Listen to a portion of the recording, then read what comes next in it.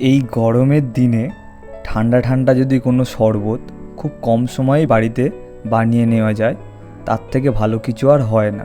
তাই আজকে আমি লেবুর একটি শরবত নিয়ে চলে এসেছি, যেটা বানাতে খুবই কম সময় লাগে আর খুব অল্প উপকরণ দিয়েই আপনি এটা বানিয়ে নিতে পারবেন। এই গরমের দিনে শরীরের জন্য অনেক উপকারী এটা।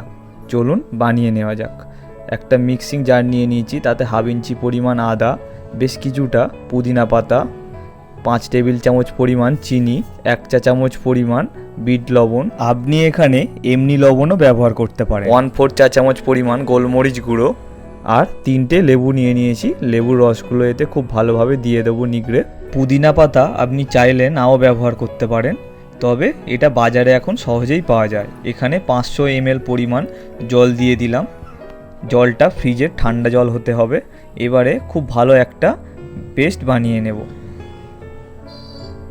এখানে আমার শরবতটা একদমই তৈরি হয়ে গিয়েছে।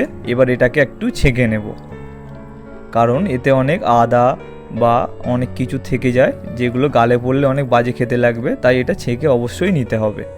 এবারে একটা পাত্রে কিছুটা পরিমাণ চিনির গুঁড়ো নিয়ে নিয়েছি, একটা কাঁচের গ্লাস নিয়ে নিয়েছি, আর তার মাথায় একটা লেবু দিয়ে এরকমভাবে একটু ঘষে দিতে হবে।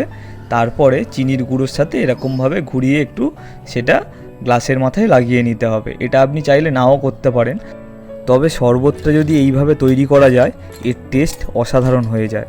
এতে কিছুটা পরিমাণ আইস কিউব দিয়ে দিলাম, আর যে ছেঁকে রাখা শরবতটার হাফ অংশ দিয়ে এতে সরু সরু করে কেটে রাখা লেবুর টুকরো দিয়ে দিলাম। এবারে বাকি যে শরবতটা দিয়ে দিলাম। এখানে আমার শরবতটা একদমই তৈরি হয়ে গেছে।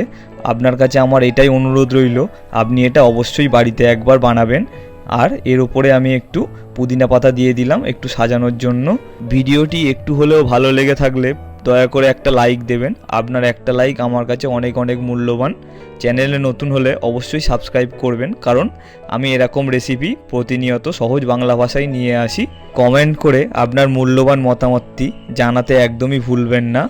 আমি চলে আসবো আবার একটি সহজ রেসিপি নিয়ে। ভিডিওটি সম্পূর্ণ দেখার জন্য অনেক অনেক ধন্যবাদ। ভালো থাকবেন।